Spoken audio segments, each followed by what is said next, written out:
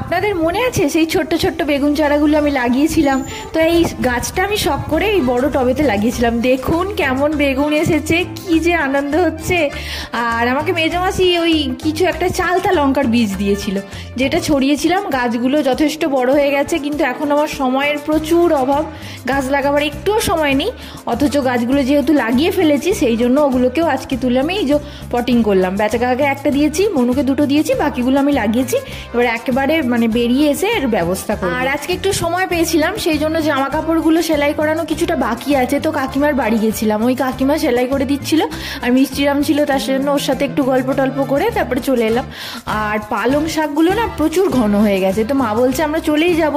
আর ওই জন্য আজকে সন্ধ্যের দিকে একটুখানি আমি পালক পনির বানাবো বলে পালং শাক তুলতে এসেছিলাম। দেখুন কি সুন্দর লাগছে আমার গাছ। আর আজকের মতো ভিডিওটা কমপ্লিট করলাম। কাল আসছি নতুন একটি ভিডিও নিয়ে। নমস্কার।